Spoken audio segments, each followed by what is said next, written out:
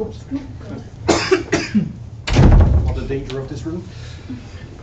Okay, good afternoon. Welcome to what is the final I-HILT e-lecture in our first season this year. So at the beginning of this academic year, we at I-HILT Institute for the History of International Law Tilburg started a series of lectures that also are e-lectures. This is the sixth and final one for this season, but I can already announce to you that next academic year we're going to have another series of 5, 6, 7, 8 with internal and external people. Now for our season's finale, to go out with a climax, we have our very own Inge van Hulle who will speak to us. Inge van Hulle, she studied law and history at the University of Leuven in Flanders, where she still lives, not at the university, but in the city of Leuven. She also got her PhD there, which was a study on British imperial strategies in the colonization of Western Africa in the earlier and the mid decades of the 19th century. On top of writing her PhD in 4 years, in the 6 years that she's now an academic, she published different papers in leading international journals and international books, not only related to the topic of her PhD, but also to other aspects of early modern and 19th century international law. And she's now gearing towards a new research project on a special regime, if you like, an imperial regime or an imperialist regime of use of force law in the 19th and 20th century.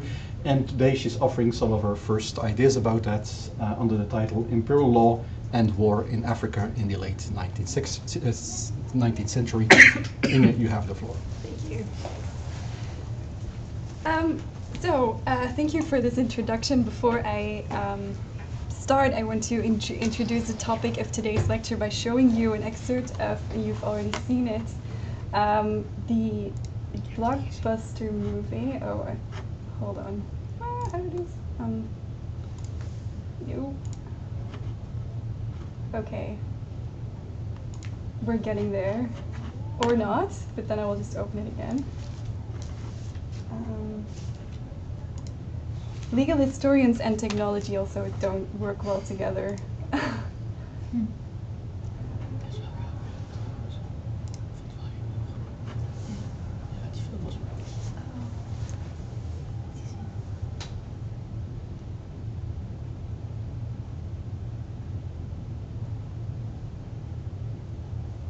Good morning. How can I help you? I'm just checking out these artifacts. You tell me you're the expert. You could say hi. Beautiful. Where's this one from? February 75, President Ghana, 19th century. Alright. What about this one? That's a major paper Benin, 16th century. Now, tell me about this one. Also from Benin, 7th century. Through outside, I believe. Wow. I could have gone. It was taken on a research video for exponent content, and it's made out of my grandma. Don't trip. I'm gonna take off things for you. These items aren't for sale. How do you think your ancestors got these? You think they paid a fair price? Or did they take it and they took everything else? So I'm going to have to ask you to leave. You got all this security and you're watching here. This is unwanted. Okay, I'm stopping the video here because the next scene is a bit gruesome and that's not very pedagogical. The reason maybe the sound was not very good, but the main character walks into what is supposed to represent probably the British Museum, and he asks where all of these artifacts come from, and the curator says, well, this is from Asante, this is from Benin, and then he says, well, I will take this off your hands then, and then she says, well, these items are not for sale, and then he responds, well, how did you come by them to begin with? Did you give them a fair price, or did you just take it away? Now, I'm showing you this video for two reasons. Basically, first of all, because it certainly does not happen every day that I can in fact indirectly relate my research to a major Hollywood blockbuster movie. And while there is a lot to say about this movie Black Panther from a post-colonial perspective, both for and against the movie, it is definitely true that the two episodes that this main character refers to, namely the looting of the capital of the Asante Empire and of the Kingdom of Benin by British forces, are still actually hugely relevant today.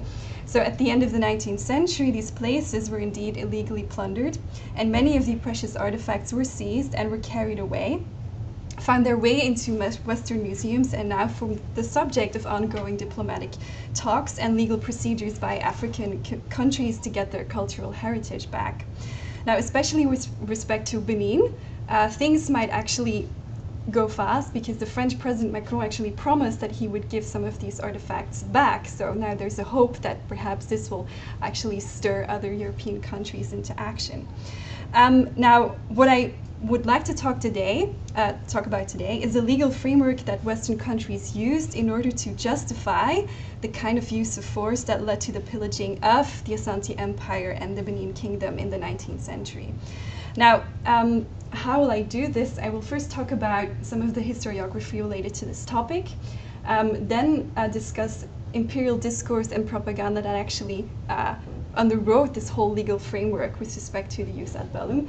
And then I want to focus on this legal framework by giving you a few examples from theory, but also from practice. And I can already say that the examples that I could use are so vast that I really have to make a selection. And for this case, in order to make a nice round circle, I've chosen Asante and Benin. So let's start with a few historiographical points. Now, the 19th century has for a very long time held a reputation for being this lawless interlude when it comes to war. Now, traditional historiography claimed that the old framework of the just war theory during the 19th century was largely abandoned, and that instead of the just war, there was now a lenient attitude towards the jus ad bellum, whereby the right of states to resort to war was barely restricted. Now, this traditional view has very recently been criticized by authors such as I-HILT, Emmanuel Jouanet, and of course our very own Randall Saffer, whose e-lecture on this topic was very informative.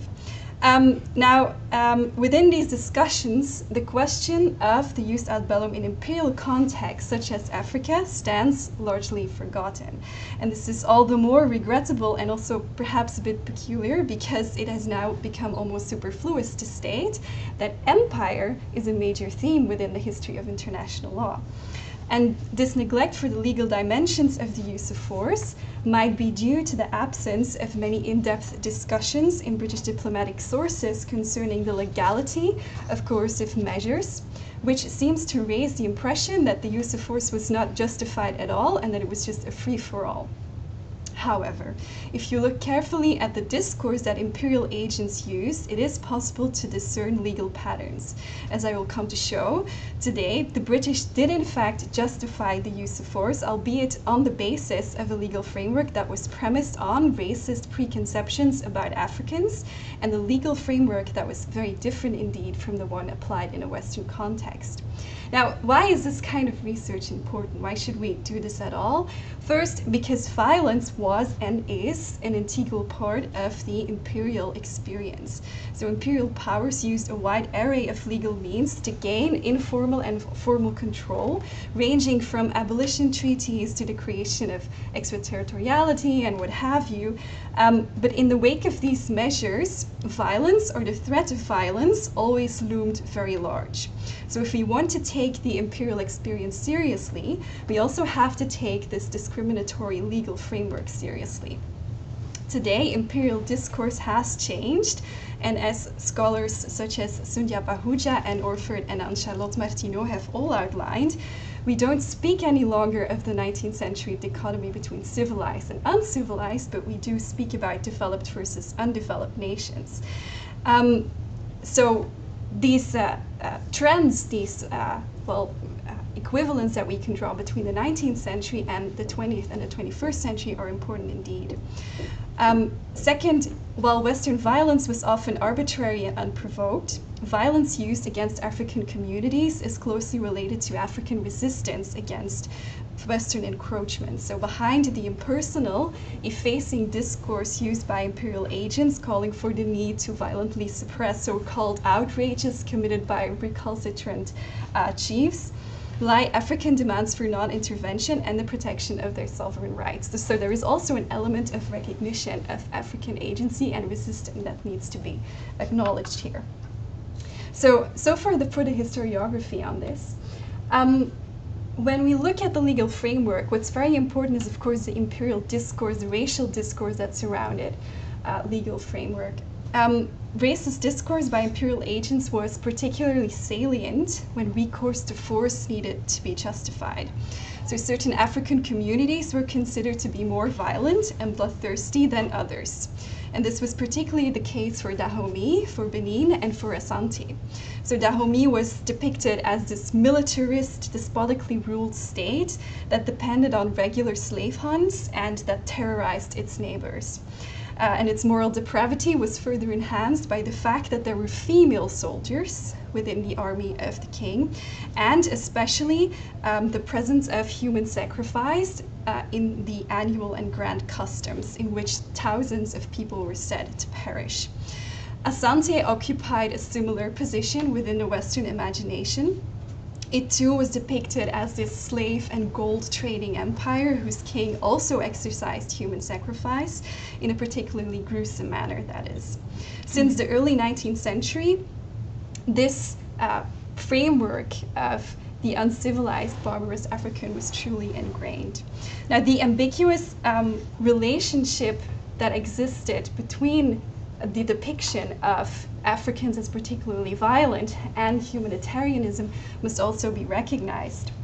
There was an ambiguous relationship in the sense that there was also a real concern for the perceived suffering of non-Western peoples because of this supposed violence. And this concern was based on the pervasiveness of what by other people has been called a humanitarian register that was based on empathy, on pity, and commiseration for the seemingly oppressed. So with respect to West Africa, this humanitarian register would lead to activism against the slave trade, most famously, but also against many other practices that were considered to require suppression, so as to save their potential victims. And this humanitarian register intersected, of course, with calls for forcible intervention. Now, these projections of African violence served two purposes. On the one hand, they justified the use of force against African communities. So accounts of colonial officials or naval officers often recounted, for example, that there was no other choice than to use violence against Africans because of their natural propensity towards so-called duplicity and treachery. So which made peaceful negotiations also to them completely impossible. So victories over African communities could then be styled as necessary, but also as instructive for the sake of civilization. African communities needed to be shown by example of what was then ironically styled civilized behavior, that their efforts at resistance would also be futile in the face of superior Western force. Now, on the other hand, then, these accounts also reinforced the self-congratulating attitude of imperial agents and fueled a culture of male heroism, as these soldiers, these governors, these generals had managed to subdue the African warrior spirit. Such a discourse was then, of course, also fraught with contradictions. For example, in the face of military difficulties or of military defeat, then the African would not be a fierce warrior anymore. No, then he would be duplicitous and weak. Above all, thus, as James McDougall has also recently argued, this discourse was merely an externalization of the empire's own exercise of power and of its own identity. So it was used for internal purposes to justify the use of force, but also externally it was a very important propaganda mechanism, as we will see when we talk about our case studies of Asante and Benin. So then, a couple of examples from theory. Now, at first glance, most of the instances of use of force that we encounter during this period would fall under the category of so-called measures short of war. Now, during the 19th century, there was a theoretical distinction that grew in Western international law between outright war between states and measures such as those used by imperial agents that had a hostile character but that fell short of actual war. And by the late 19th and early 20th centuries, these measures were increasingly referred to as so-called measures short of war or measures less than war. Unlike war, which created a state of war whereby the application of the laws of neutrality was triggered, measures short of war were violent actions that took place during a state of peace. The prime objective of measures short of war was law enforcement, or in other words, the obtaining of redress for a wrongdoing that was committed by another state, and they existed in a variety of forms ranging from intervention and self-defense to defense of nationals and reprisals. Measures short of war were also used a lot by great powers in an imperial context to coerce minor states to adapt certain behavior, famously epitomized in so-called gunboat diplomacy. In reality, of course, it was very difficult to distinguish war from measures short of war, and the existence of a state of war was usually not identified on the basis of objective criteria, but on the subjective will of states, or on the basis of the existence of a so-called animus belligerendi to create such a state of war. In other words, states needed to convey their intention to venture into war. Now, while the clearest sign of animus was through a formal declaration of war, this was not a sine qua non for the creation of a state of war. It could also be inferred from a proclamation of a belligerent blockade or a state's notification to its own population that certain domestic laws with respect to the regulation of war were enforced, and so forth and so forth.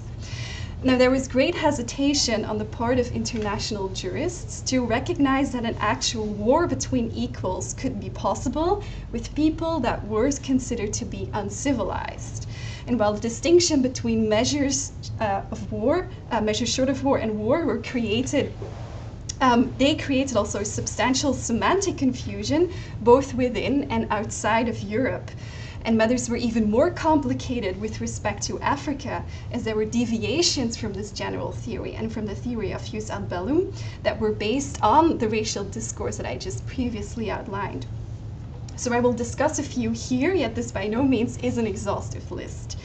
First of all, the distinction between war and measures short of war gets complicated because there was resistance against the recognition of African states as belligerents. So Harold Kleinschmidt has indicated that with the help of international legal and military theory, the circle of recognized belligerents had shrunk by the end of the 19th century to only civilized states to the exclusion of African rulers. Now, many cases of imperial violence and war were as early as the French intervention in the 1930s in Algeria, also subsumed under a new concept, more or less, of small wars. Small wars during the 18th century was used as a term to describe actions such as raiding or reconnoitering by irregular forces, as opposed to the grand battles waged between European states by regular armies. By the end of the 19th century and the beginning of the 20th century, small wars were increasingly used to denote all types of warfare that entailed some kind of asymmetry between in either numbers of military powers or presumed levels of civilization between the forces involved. So in military theory, small wars increasingly denoted violence by partisans, by guerrillas, or by uncivilized peoples. The term, of course, betrays the sense that people considered campaigns in Africa as proceeding rather effortlessly, as not as important as the grand European battles. And then also, most instances of use of force by Britain or by any other European state against African communities would fall under the category of reprisals, or at least theoretically so. Prior to the 20th century, reprisals received not as much attention as they would during the 19th century. Originally, during the Middle Ages, reprisals were a form of self-help, whereby an individual who had been injured by a foreigner and who had been unable to obtain compensation from the original perpetrator could obtain satisfaction by seizing the property belonging to any fellow national or the wrongdoer. Now, the concept of reprisals changed considerably over the course of history, and by the 19th century they were now used by states to vindicate an injury done to their rights by another state. So in other words, it became a state mechanism, and through the employment of force as a measure of self-help. Now, most jurists agreed that the new 19th century reprisals also needed to be proportionate in nature. So the amount of force could not be excessive compared to the objective that was pursued. And reprisals could take several forms. They could be armed expeditions, they could be bombardments, or they could be Pacific blockades. Now, protection of nationals abroad was a context in which reprisals frequently took place, and this also happened a lot in Africa. So protection was often invoked by citizens of one country in cases arising out of contracts entered into citizens from another country or with a foreign government. Theoretically, it was the denial of justice which was a necessary condition for foreign intervention in the form of a reprisal. In semi-civilized, as they were called, or backward countries, it was generally assumed that this could even lead to temporary occupation. In Africa, intervention for the protection of nationals indeed happened very frequently, as Western merchants often established factories along the banks of rivers in territories that were not under the formal control of Western states, but which resorted under African sovereignty. When violence erupted between Western nationals and African merchants, or when African rulers exacted punishment against Western nationals, they frequently called for military assistance, and then this indeed happened.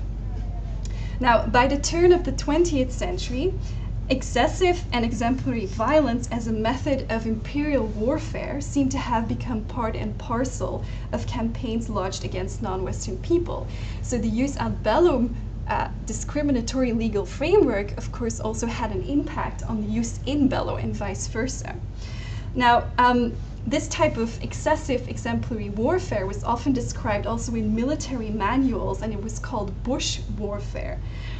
There are examples where military theorists and lawyers actually advise to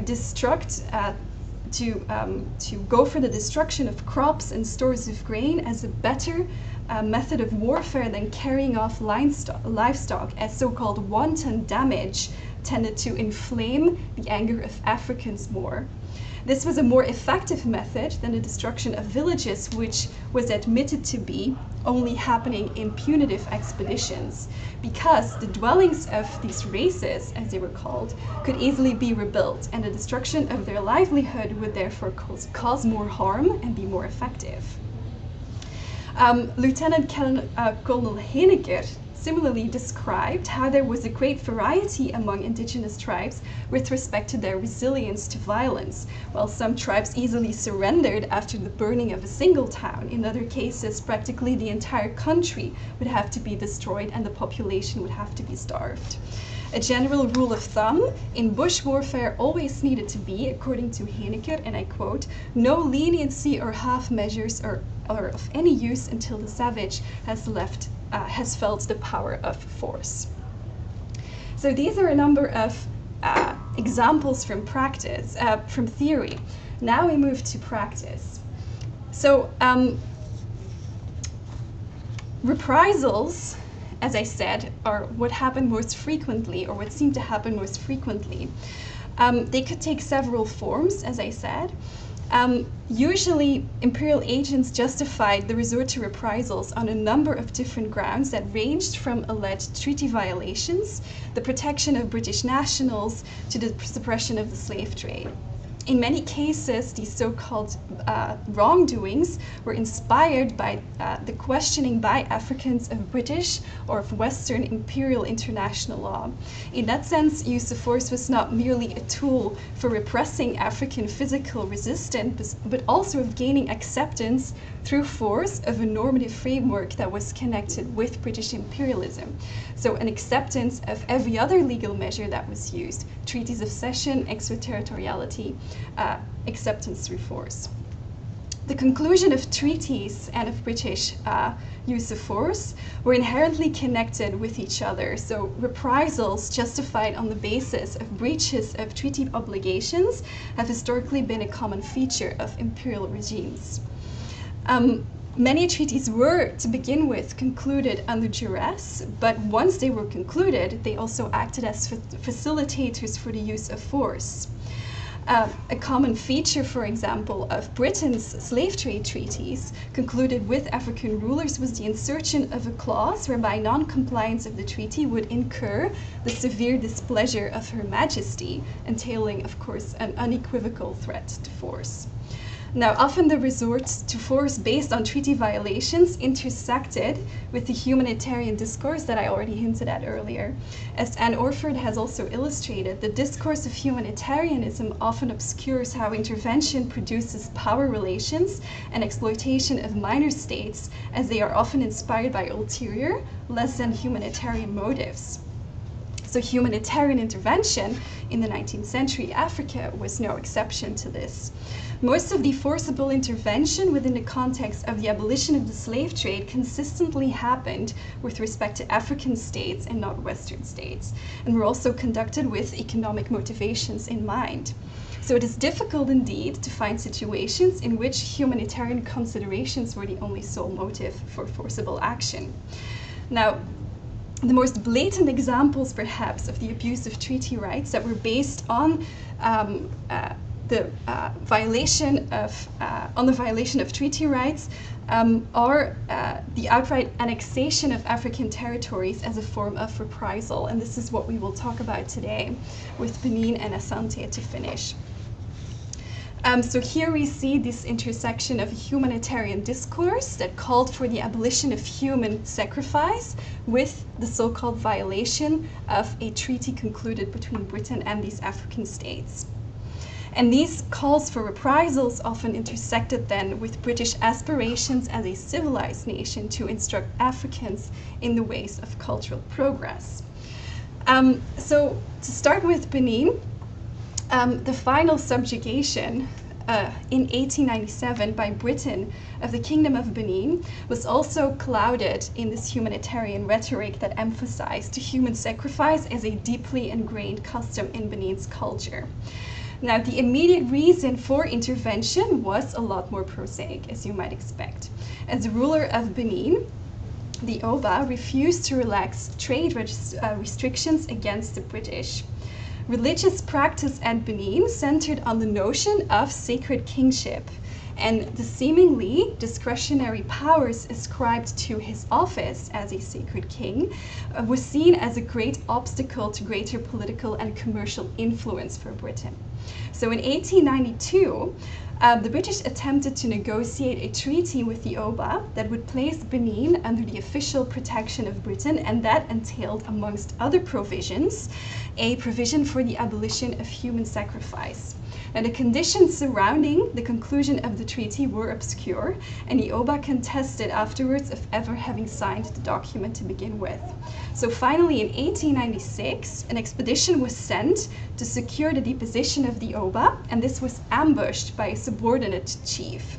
In retaliation for both this ambush and the non-compliance with the contested treaty, a punitive expedition was launched, which left the city of Benin entirely burned to the ground and the Oba kneeling in submission. And this is also when many of these artifacts were carried away. And surrounding this event was a huge deal of propaganda that highlighted also the existence of human sacrifice. Now, I have a quote here for you to illustrate this. This is from a book by Sir Reginald Bacon, who was supposed to be this eyewitness to what happened. And he describes how, as he entered the city, his lasting remembrance to the city. as the smell, the crucifixions, the human sacrifice, or even pictures taken that illustrated human sacrifice, all part of the propaganda machine. Now, a similar story can be told with respect to the end of the Asante Empire on the Gold Coast. Here, tensions between Asante and the British had already erupted into hostilities at different occasions during the 19th century. So in 1874, this had led to a victory for Britain and the conclusion of a peace treaty, the so-called Treaty of Fomena. This treaty included a clause that provided for the abolition of human sacrifice. To the British, an independent Asante Empire in Britain's West African backyard, so close to the Gold Coast, presented a dangerous wild card. So it was it for one did not have a stable political government, which was not good for British trade, but also by the 1890s, British influence needed to contend with encroachments by Germany and France. So repeated offers of British protection and the establishment of a British resident were however rejected by the Asante. When the new king, Prempeh, sent an embassy to Britain to negotiate an agreement for the exploitation of Asante's mineral resources with private investors, then the British government was shocked into action.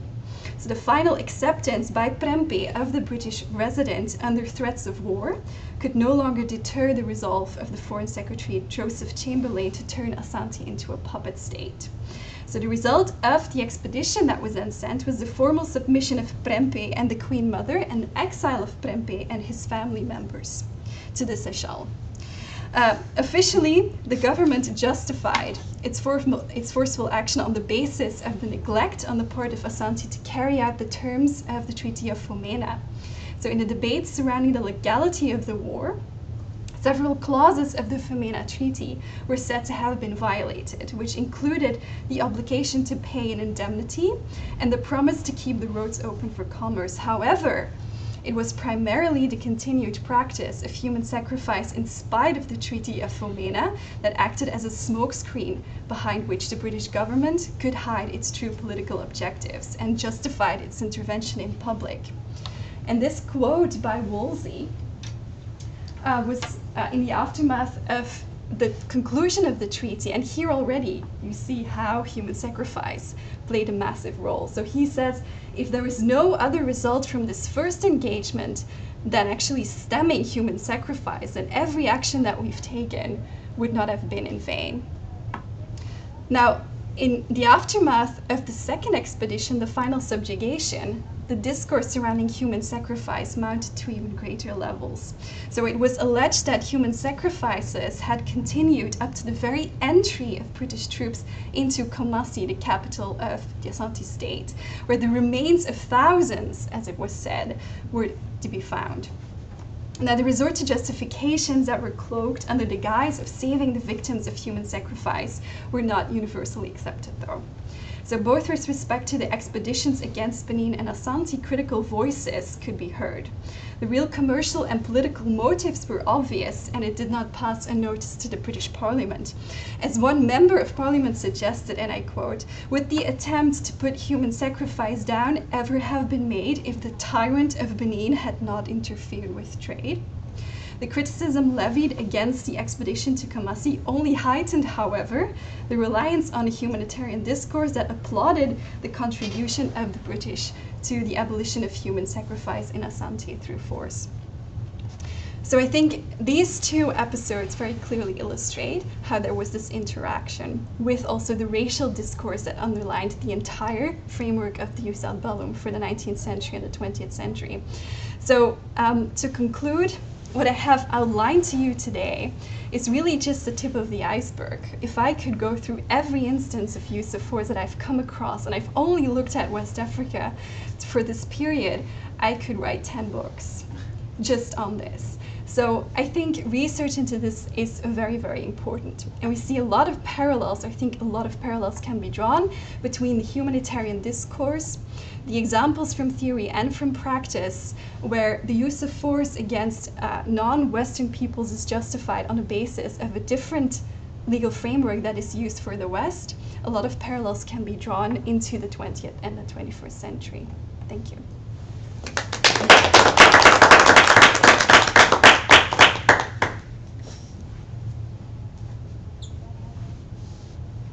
Are there any questions? Yes. Well, about your bigger framework, you end by saying a different legal framework for this imperial situation in Africa than for the West, and you speak about the discriminatory jus ad bellum. Now, to play a bit devil's advocate, is that maybe not a too hasty conclusion at this point? And wouldn't it be safer or better, it's to challenge you, I'm not sure, to speak about discriminatory application of the same jus ad bellum? You seem to suggest that most of these uses of force are measures short of war, that they fit within existing categories like protection of nationals and reprisal. So would a comparison with how these measures short of war are used among Western or European powers not be important? Because it seems that what happens here is, to play devil's advocate here again, is that these categories are used, of course, in a discriminatory way in their application by using the distinction between civilized and uncivilized, savage, barbarous, backward, and so on. So basically by a strategy of delegitimization of the opponent. But is that so uncommon? If you look at the American Civil War, if you look at the Franco-Prussian War, particularly look at the Great War, you see, of course, not on the basis of civilized, uncivilized, and yet barbarians. Mm-hmm. So you see the same kind of processes in a different context. So what actually, what would be the minimum, let's say, basis of speaking really of a separate legal regime, mm-hmm. rather than just of a different application in a different context of the same legal rules? A related question,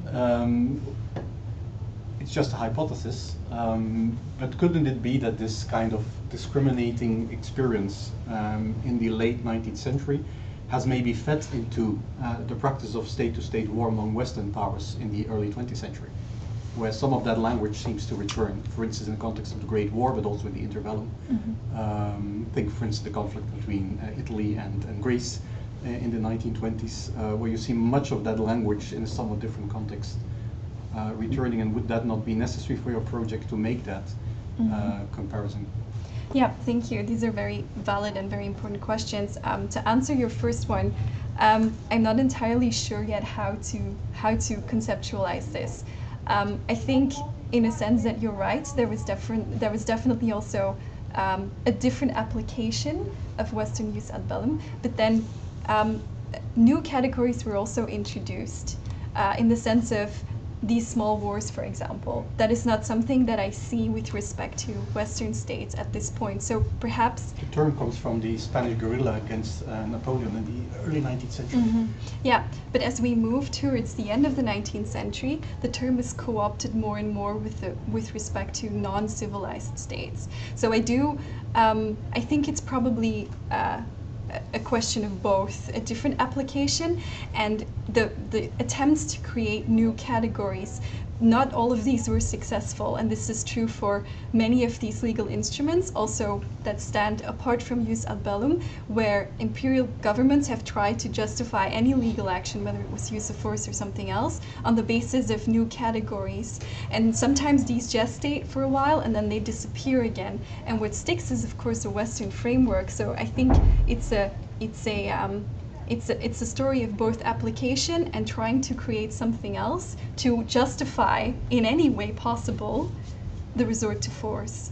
But that is something that I obviously will have to look at. It's not something that I can answer at this point in time, but it's a very, very valid point. As for the parallels, definitely, especially with the humanitarian discourse, also when Germany invaded Belgium, this humanitarian discourse was everywhere. And I do wonder to what extent the one borrowed from the other. It's probably a chicken and egg discussion. Yes, this is also something that definitely needs to be looked at. Yeah, absolutely. Yeah. So I have a follow-up question, particularly relating to the first one, and that relates to the idea of human sacrifice. Mm-hmm. So again, I mean, if I think about the British propaganda during the Great War, there's a lot to do with the Germans killing babies. Mm-hmm. And again, if you think of the first Gulf War in the 1990s, again, there was the rhetoric from the Americans and from the British that Saddam Hussein was killing babies in Kuwait. Oh, okay. And so this idea of sort of the human sacrifice as being, at least on the Anglo-Saxon side maybe, this idea of human sacrifice is deeply related to this idea of humanitarian intervention. Yeah, I just wonder whether that's something that... Yeah, you no, sort of that's thought a about. very good point. Thank you. That's very interesting. Yeah, thank you. Also in relation to the idea of sacrifice, so in the early Middle Ages, the idea of sacrifice was used a lot of times for forced conversion, for instance, of the Saxons. So to what extent was this question of sacrifice also related not only to conquest of land, but also to conversion of spiritual conversion to Christianity? Mm-hmm. Yeah, there's definitely a parallel. So most of these discussions about human sacrifice in Africa were also sustained by missionaries. So these were the people who kept it on the agenda for a very long time. So this happened in the aftermath of the abolition of the slave trade. So the Clapham sect started basically with putting human sacrifice on the political agenda, and then this fed into missionaries who were inspired by this idea and then established themselves outside of Western sovereignty, and then called for intervention on the basis of human sacrifice. And this is then how Western sovereignty was expanded into the interior. So yes, it absolutely has a religious dimension. Absolutely. Yeah.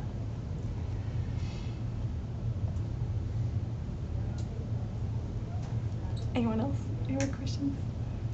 Maybe I have a question. Do you know anything about the justifications of force that were used in other parts, in other colonial states, such as India maybe? I have not looked into India in particular, but I do know, for example, that this discussion of human sacrifice was also very present in India when it came to the burning of widows, the sati discussion.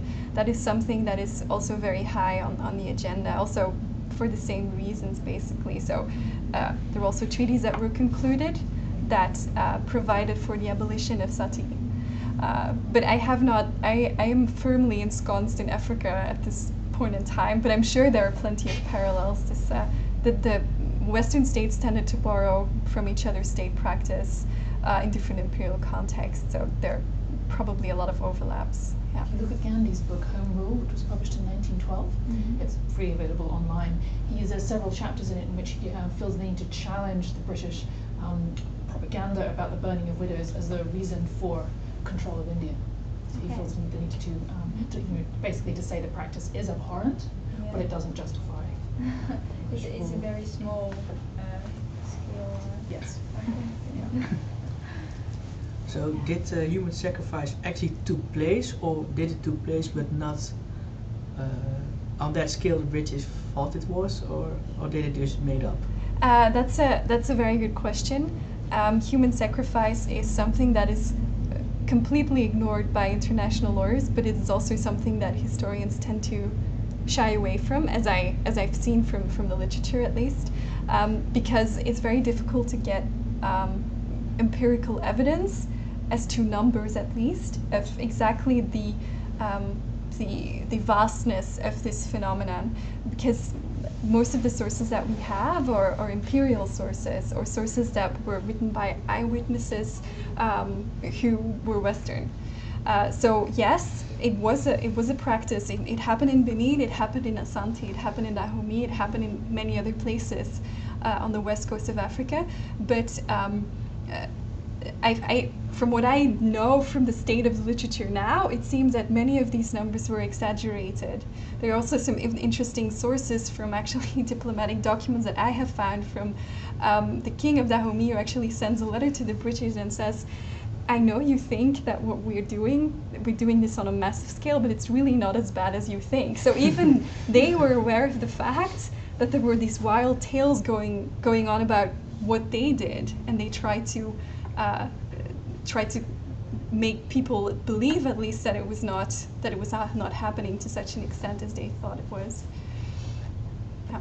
So if you want to do research into human sacrifice in Africa, there's still a lot to be done. Yeah. I wonder, there's basically you talk about a lot of those justifications for British interventions and basically campaigns of conquest in Africa. I wonder who were the targets of this propaganda, because basically they tried to justify what they were doing there, but did they do so? Was there an opposition force within Britain itself among its citizens against this type of intervention, or was this more vis-a-vis other European states to do that? That's a really good question, and the answer is a very complex one. So if you look at how use of force was used, and the reason also, I didn't explain this in the text, but the reason why, or this is perhaps one of the reasons why, most of the violence that happened was not a large-scale outright war, is because most of the time the initiative stemmed from imperial agents who did not have necessarily the authority to use force. It was not always easy to communicate. The British government or Western governments generally were not always aware of what was happening on the ground, and because of this, most of the time they ran behind the facts. So we see a lot of punitive expeditions that were quite spontaneously taken up. So this is one aspect. So you have these imperial agents who are trying to justify what they did towards their own government. So this is kind of an internal discussion. And then, of course, within the higher ranks of government, colonial offices or ministries had to justify what they did to each other and to Parliament. So there's a different discourse going on in that sphere.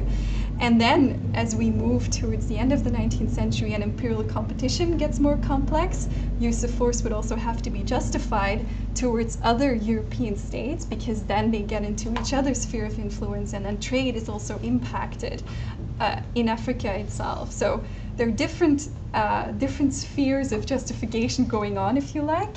And then as for the broader public, use of force was definitely not always very popular, and also the looting of the taking of the art, for example, in Benin, was also not something that everybody agreed with. So there was also a public opinion dimension, especially when it came to expeditions that gained more common knowledge in the press. Most of these punitive expeditions were things that nobody actually knew about, at best in specialized newspapers.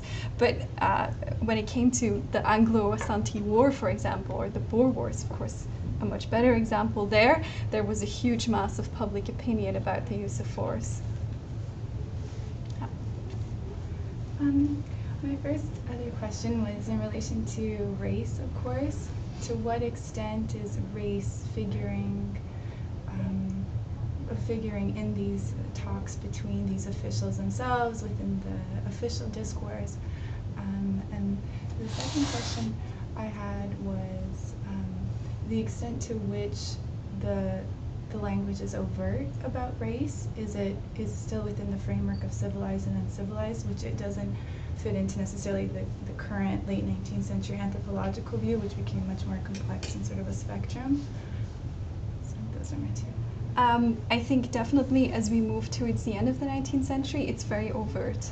So there are many quotes also from Reginald Bacon. I mean, it's extremely racist. It's everywhere. It's everywhere. Yeah, it's very present. It's an inherent part of this discriminatory framework, definitely. Yeah. And it's also, sometimes it's overt, but sometimes it's more implied. Also with discussions about barbarity, it's implied to be a racial issue. Mm-hmm. Yeah. Yeah. If there are no more questions, I will round off the discussion. I'll take over the chair here and round up the discussion. Thank you so much for your attention.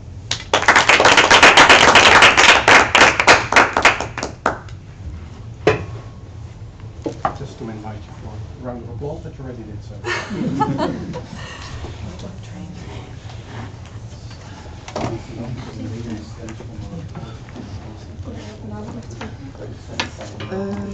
Dankjewel. Dankjewel voor te komen. But it's interesting when you think about propaganda days, where it's direct parallels. No one sort of questioned it and said, hang on, this sounds very familiar. Like, and we know the jump. It's Dankjewel voor te komen. yeah, human sacrifice. Human sacrifice.